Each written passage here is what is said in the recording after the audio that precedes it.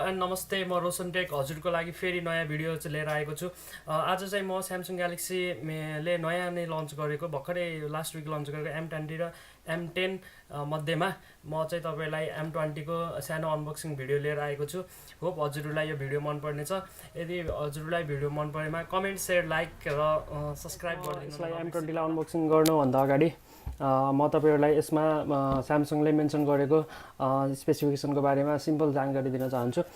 यो चाहिँ मसँग अहिले 3GB 32GB वाला भेरिएन्ट हो, जुन स्यामसङले नै मेन्सन गरिरहेको छ, यहाँ बक्समै मेन्सन गरेको छ, जसमा तपाईँले देख्न नै सक्नुहुन्छ बाहिरको बक्समा। जस्तै यसलाई भी डिस्प्ले स्यामसङले मेन्सन गरिदिएको छ भने यसको चाहिँ डिस्प्लेको साइज चाहिँ 6.3 इन्च फुल रेक्टेङ्गल डिस्प्ले छ, जसमा फुल HD प्लस रेजोल्युसनमा इन्फिनिटी छ भने यसको चाहिँ रियर क्यामेरा दुईवटा छ, जुन तपाईँले देख्न सक्नुहुन्छ 13 मेगापिक्सल प्लस 5 को कम्बिनेसनमा राखिदिएको छ, जुन 13 मेगापिक्सल मेन लेन्सको तपाईँको एपरेचर चाहिँ 1.9 छ भने जुन सेकेन्डरी लेन्स छ त्यो चाहिँ अल्ट्रा वाइड एङ्गलको लागि थियो, त्यसको लेन्स चाहिँ तपाईँको f2.2 मा छ, जसमा फ्रन्टको क्यामेरा चाहिँ तपाईँको 8 मेगापिक्सल राखिदिएको छ, जुन एकदमै ब्राइट सेल्फी हान्छ यसले। तपाईँको त्यसपछि ब्याट्री चाहिँ यसको एकदमै ठुलो सेलिङ पोइन्ट पनि मान्छु म यसलाई। 5000 mAh छ, यसमा फास्ट चार्जिङ सपोर्ट पनि गर्दछ। एक्सिनोसको 7904 जुन ओक्टा कोर हो, जसमा तपाईँले 1.8 गिगाहर्जको जुन 4वटा कोर चाहिँ 1.8 गिगाहर्जमा रन हुन्छ भने अरू बाँकी रहेको 4वटा कोर चाहिँ 1.6 गिगाहर्जमा रन गर्दछ यसले। ओके, म यसलाई अनबक्सिङ गर्नको लागि ब्लेड युज गरिरहेको छु। होप हजुरहरूलाई मनपर्नेछ। म यसको प्लास्टिक निकालिदिन्छु पहिला सुरुमै। सिम्पल यो जुन फोनमा पनि यो स्यामसङले ऱ्याप चाहिँ गरेकै हुन्छ। यसमा चाहिँ तपाईँको सिल देख्न सक्नुहुन्छ, म सिल चाहिँ निकालिदिन्छु यसको दुईतिरको। म यसलाई अनबक्स गर्दैछु। सुरुमै यसको चाहिँ ओपन गरौँ। सुरुमा चाहिँ तपाईँलाई दिएको छ स्टार्ट क्विक गाइड मेनु छ, जुन फोनमा पनि राखिदिने गर्दछ। यसको चाहिँ कोड नेम चाहिँ M205DS, जुन डुअल सिमको लागि युज गर्छ यो कोड चाहिँ स्यामसङले। यो वारेन्टी कार्ड चाहिँ तपाईँलाई कम्पनीले दिने गर्दछ। यसलाई म साइडमा राख्छु। ओके,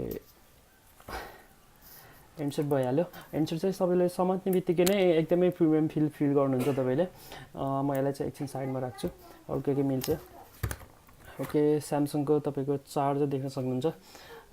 तपाईँको 5 भोल्ट 2 एम्प चार्जर छ, जसमा तपाईँले फास्ट चार्जिङ पनि सपोर्ट गर्छ। अनि सी केबल जुन सबै फोनमा दिन्छ स्यामसङले, जुन फोनमा रेगुलर फोनहरूमा दिइराख्ने नै हो। अनि तपाईँले देख्न सक्नुहुन्छ एउटा सिम इजेक्टर टुल्स। ओके, म यसलाई साइडमा राख्छु। म तपाईँलाई ह्यान्डसेट देखाउने गर्छु। यसलाई सेटलाई पनि उसले स्यामसङले प्लास्टिकले ऱ्याप गरेको छ। म यसलाई चाहिँ निकाल्छु। मलाई ह्यान्डसेट चाहिँ समात्ने बित्तिकै एकदम प्रिमियम फिल हुन्छ, जुन अब म यसलाई बुट गर्छु अनि त्यसपछि म तपाईँहरूलाई थोरै कुराहरू बताउँछु यसको बारेमा। ओके, यहाँ तपाईँले देख्न सक्नुहुन्छ साइडमा चाहिँ power button, volume up down, अनि पछाडि देख्न सक्नुहुन्छ दुईवटा रियर क्यामेरा, जुन एउटा 13 मेगापिक्सल छ भने मेन सेन्सर छ, अनि जुन सेकेन्डरी सेन्सर छ त्यो चाहिँ तपाईँको सेकेन्डरी लेन्स चाहिँ तपाईँको 5 मेगापिक्सलको छ, जुन अल्ट्रा वाइड एङ्गलको लागि युज गरेको छ स्यामसङले। तपाईँले देख्न सक्नुहुन्छ फ्ल्यास लाइट, फिङ्गरप्रिन्ट स्क्यानर, तल देख्न सक्नुहुन्छ जुन टाइप सी देख्न सक्नुभएको छ यो फोनमा। सायदै नेपालमा चाहिँ 18500 को सेटमा चाहिँ 18490 को भन्दा त्यतिको रेन्जमा चाहिँ कुनै पनि फोनमा टाइप सी युज गरेको छैन अहिलेसम्म। तपाईँले देख्न सक्नुहुन्छ स्पिकर ग्रिल अनि माइक छ यसमा चाहिँ। तपाईँ त्यसपछि देख्न सक्नुहुन्छ 3.5 mm ज्याक, अनि सेकेन्डरी माइक चाहिँ यहाँ माथि राखिदिएको छ। ओके, फोन चाहिँ अन भइसकेको छ। फोनको डिस्प्ले चाहिँ एकदमै राम्रो IPS LCD भए पनि एकदमै ब्राइटनेसमा राखिदिएको छ स्यामसङले। यो चाहिँ मलाई एकदमै मन पर्यो।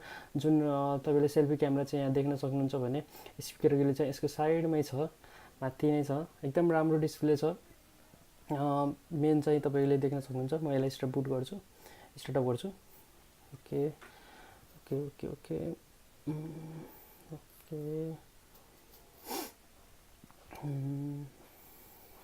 Thank you. skip skip skip skip skip skip skip skip skip skip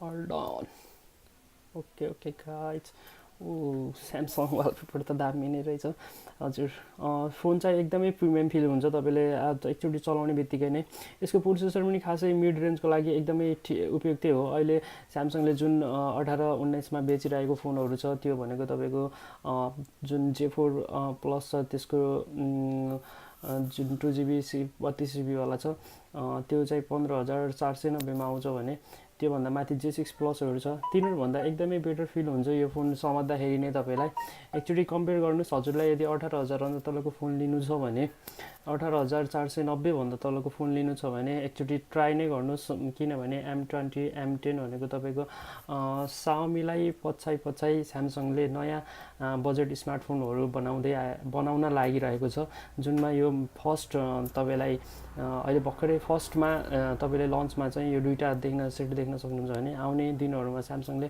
यस्तै धेरै फोनहरू लन्च गर्नेछ जुन प्राइसको हिसाबले स्पेसिफिकेसनको हिसाबले एकदमै राम्रो हुन्छ तपाईँले देख्न सक्नुहुन्छ यसमा चाहिँ out of the box software चाहिँ तपाईँको स्यामसङ एक्सपिरियन्स 9.5 छ भने एन्ड्रोइड भर्जन चाहिँ 8.1 मा छ जुन तपाईँले रेगुलर अपडेट सेक्युरिटी प्याच अपडेट सायद तपाईँले 9 पनि अपडेट गर्न सक्नुहुन्छ यसमा ओके गाइस यसमा मलाई चाहिँ यो फोन चाहिँ मेन प्लस पोइन्ट भनेको चाहिँ तपाईँले 5000 mAh ब्याट्री अनि त्यसपछि भी इन्फिनिटी डिस्प्ले त्यसपछि तपाईँको यसको रियर फ्रन्ट क्यामेरा र रियर क्यामेराको कम्बिनेसन अनि त्यसपछि तपाईँले प्रोसेसर यो सबै थोकले गर्दाखेरि यो फोन चाहिँ एकदम बेटर मन पर्यो मलाई अनि प्राइस मेन चाहिँ प्राइस चाहिँ यसको एकदमै स्यामसङले एकदमै अब मार्केटमा बिक्नको लागि स्यामसङले नयाँ कदम चालेको छ जुन ठुलो कम्पनीले गर्नै पर्ने थियो